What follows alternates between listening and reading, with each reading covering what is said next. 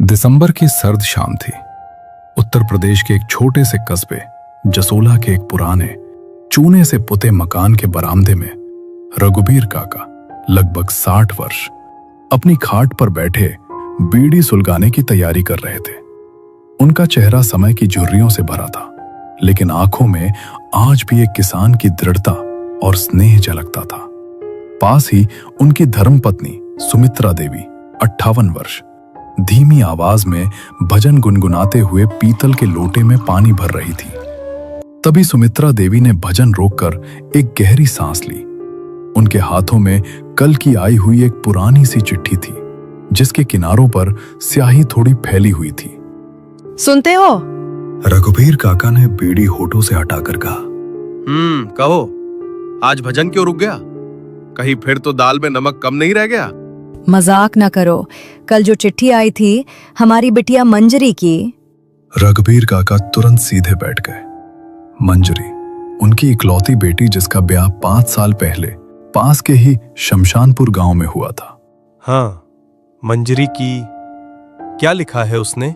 लिखा है कि उसकी तबीयत बहुत खराब है, पिछले कई दिनों से बुखार नहीं टूट रहा। उसके ससुराल वालों ने भी लिखा है कि एक बार आकर देख जाओ। रघुबीर काका के माथे पर तुरंत पल पड़ गया। शमशानपुर नाम भले ही थोड़ा अजीब था, पर गांव ठीक ठाक था। लेकिन मंजरी की तबीयत, उन्हें पिछली बार का उसका हंसता हुआ चेहरा याद आया। तबीयत खराब है तो फिर देर किस बात की? मुझे कल ही निकलना होगा। हाँ, कल सुबह निकल जाओगे तो शाम होते होते पहुंच जाओगे। ट्रेन से 4-5 घंटे का ही सफर है।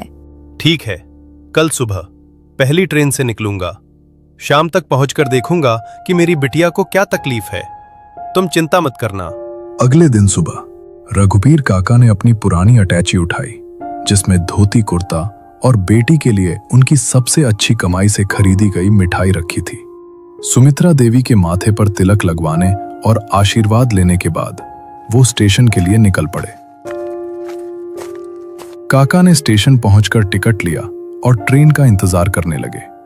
नियति को शायद कुछ और ही मंजूर था। ट्रेन पहले 1 घंटा, फिर 2 और फिर 3 घंटे लेट होती गई। बीच में सिग्नल की समस्या, फिर इंजन में खराबी और फिर न जाने क्या क्या बहाने। रघुबीर काका का मन बेचैनी से भरा था। हर मिनट उन्हें लग रहा था कि उनकी मंजरी उन्हें पुकार रही है। अब तो ये ट्रेन रात में ही पहुंचेगी। काका ने हताश होकर सिर हिलाया। वो अपनी यात्रा की योजना के अनुसार शाम तक शमशानपुर पहुंचना चाहते थे, ताकि रात होने से पहले बेटी के पास पहुंच सके। लेकिन अब यह संभव नहीं लग रहा था। थकी हारी ट्रेन जब शमशानपुर हॉल्ट नामक स्टेशन पर पहुंची, तब बाहर घना अंधेरा छा चुका था। रघुबीर काका ने घड़ी देखी। रात के पूरे 8 बज चुके थे। रघुबीर काका ट्रेन से नीचे उतरे। प्लेटफॉर्म पर भयानक सन्नाटा पसरा था। यह एक छोटा हॉल्ट था, मुख्य स्टेशन नहीं, इसलिए यहाँ यात्रियों की भीड़ भाड़ वैसी नहीं थी। स्टेशन पर सिर्फ टूटी फूटी बेंचें, एक जंग लगा हुआ पानी का नल और एक मंद सा पीला बल्ब जल रहा था। उस बल्ब की रोशनी में चारों ओर एक अजीब सी उदासी और वीरानी दिखाई दे रही थी।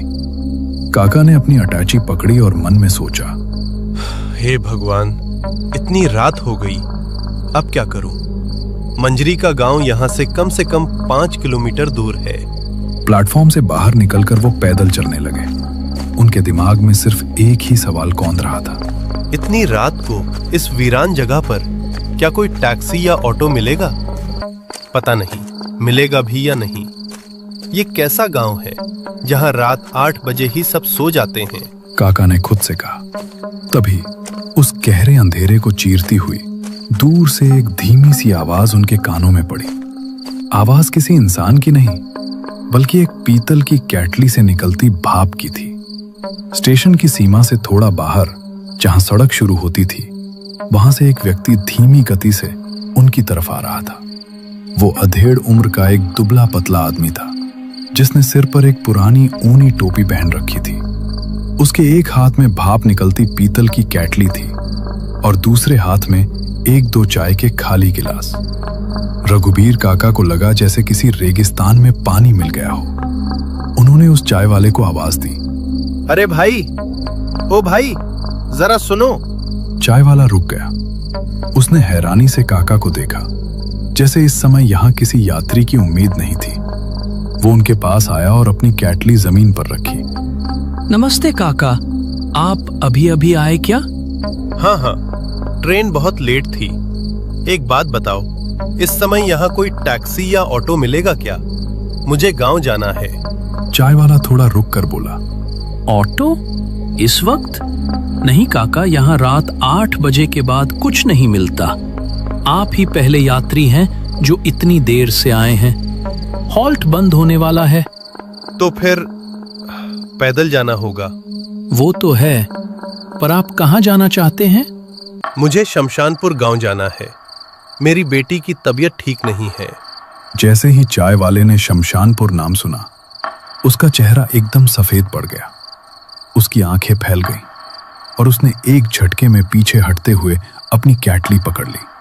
उसका पूरा शरीर कांप रहा था। नहीं नहीं काका, शमशानपुर? हाँ, शमशानपुर। क्यों, क्या हुआ? काका, मैं आपको मना करता हूँ। इस वक्त इस अंधेरे में आप उस गांव में मत जाइए। आप यहीं स्टेशन पर रुक जाइए। मैं कल सुबह का इंतजाम करवा दूंगा, लेकिन अभी। क्या बकवास कर रहे हो? क्या हो गया शमशानपुर को? मेरा गांव है वो, मेरी बेटी वहां है। तुम कौन होते हो मना करने वाले? गुस्सा मत होइए काका, ये गांव मेरा नहीं है, लेकिन मैं इस जगह को जानता हूं।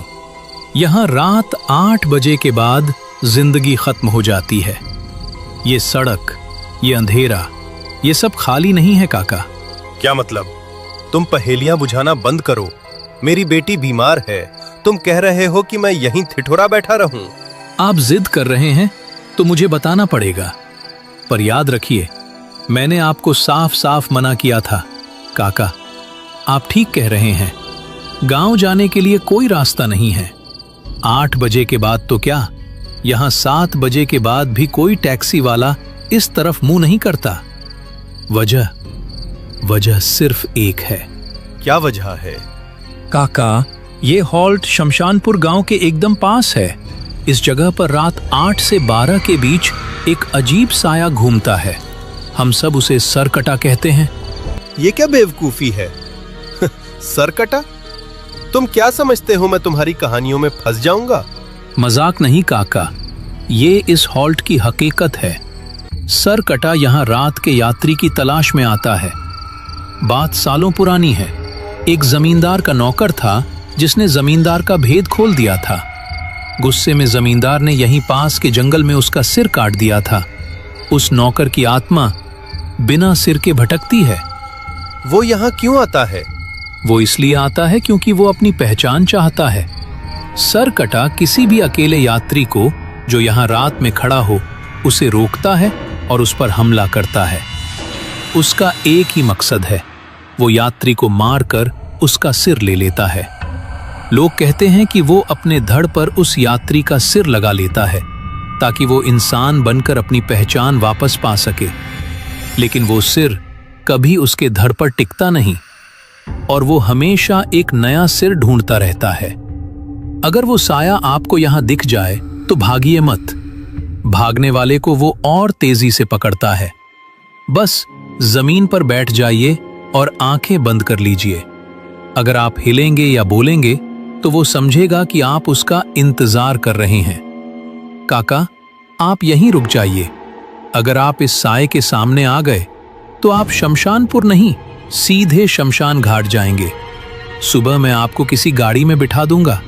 नहीं रामलाल, मेरी बेटी की तबीयत खराब है। अगर मुझे वहां तक पहुंचने का एकमात्र रास्ता ये भयानक अंधेरा है तो मैं जाऊंगा।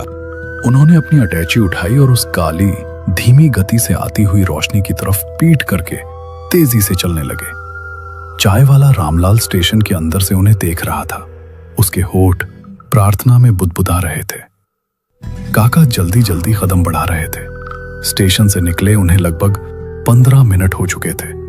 सड़क दोनों तरफ घने काले पेड़ों से घिरी थी, जिनकी पत्तियां हवा में अजीब सी सरसराहट पैदा कर रही थी, जैसे कोई अदृश्य शक्ति उनका पीछा कर रही हो।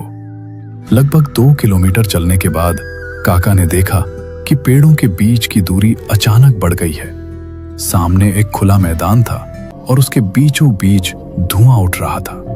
वो शमशान घाट था। अभी अभी वहां किसी का अंतिम संस्कार किया गया था। हवा में जली हुई लकड़ी और राख की तीखी भारी गंध फैली हुई थी।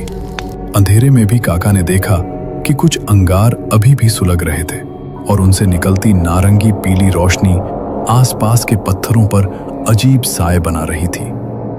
रघुबीर काका के पैर अब सचमुच थक चुके थे। उनकी पुरानी चप्पलें भीगी हुई थी और घुटनों में दर्द होने लगा था। अब तो बस यहीं कहीं कोई गांव वाला मिल जाए तो अच्छा है। जैसे ही काका शमशान के मुख्य द्वार के ठीक आगे पहुंचे, उनकी नजर सामने पड़ी। एक काला धुंधला सा साया सड़क के किनारे खड़ा था। काका ने सोचा कोई इंसान होगा जो दाह संस्कार देखने आया होगा। उन्होंने तेजी से कदम बढ़ाए, लेकिन जैसे ही वो उस साये के बिल्कुल करीब पहुंचे, उनके पैरों ने जवाब दे दिया। वो भय के मारे वहीं जम गए। वो कोई इंसान नहीं था, कम से कम पूरा इंसान तो नहीं था। उस साये का सर नहीं था, एक सर कटा धड़ जो हवा में ऐसे तैर रहा था जैसे उसका कोई वजन ही ना हो। उसके कपड़े राख से सने हुए थे और धड़ की जगह से टपकता हुआ काला चिपचिपा पदार्थ नीचे सड़क पर गिर रहा था। सर कटा धड़ धीरे धीरे काका की ओर बढ़ने लगा। काका का गला सूख गया, उनकी सांस सीने में ही अटक गई। अचानक उस धड़ के पेट से या पता नहीं कहां से एक गहरी गूंजने वाली आवाज आई, जिसने अंधेरी रात की चुप्पी को फाड़ दिया। मेरा सर मिल गया, कितने बरसों से ढूंढ रहा था। काका ने जोर से चीख मारी, एक ऐसी चीख जो अंधेरी रात में दूर तक गूंज गई। उन्होंने मुड़कर पीछे नहीं देखा और पूरी ताकत से दौड़ने लगे। उन्हें महसूस हुआ जैसे समय रुक गया हो और रास्ता खत्म ही नहीं हो रहा हो। वो दौड़ते रहे। उनके दिल की धड़कन किसी ड्रम की तरह उनके कानों में बज रही थी। उन्हें लगा जैसे वो उसी शमशान के चारों ओर एक अंतहीन घेरे में दौड़ रहे हैं। हर झाड़ी, हर पेड़ एक जैसा लग रहा था। काफी देर बाद जब काका का सीना दर्द करने लगा और पैरों ने जवाब दे दिया, उन्होंने हिम्मत करके पीछे देखा। कोई नहीं था, रास्ता खाली था, अंधेरा शांत था। उन्हें लगा शायद वो महज एक बुरा सपना था या थकावट का भ्रम। वो सड़क से हटकर पास के एक पुराने विशाल बरगद के पेड़ के नीचे हांफते हुए रुक गए। उन्होंने पेड़ के तने से टिककर गहरी सांस ली। एक पल के लिए शांति मिली, लेकिन तभी उन्हें अपने ठीक पीछे एक ठंडी हवा का झोंका महसूस हुआ और फिर वो गूंजने वाली आवाज, इस बार और भी करीब, मानो उनके कान के पास ही हो। तुम्हारे सिर पर हूं। काका वहीं बेहोश होकर गिर गए। जब उन्हें होश आया तो शमशानपुर गांव में अपनी बेटी के घर के सुरक्षित बिस्तरे पर थे। उनकी बेटी ने चिंता से उनका हाथ थाम लिया और आंखों में आंसू लिए पूरी बात बताई। मुझे रात को ही आभास हो गया था पापा। मेरे दिल में एक भयानक डर बैठ गया था कि कोई बुरी शक्ति आपका पीछा कर रही है। इसीलिए मैंने पूरी रात जागकर बिना रुके हनुमान चालीसा का पाठ किया। मैं जानती थी कि केवल वही उस शमशान के प्रेत से आपको बचा सकते हैं।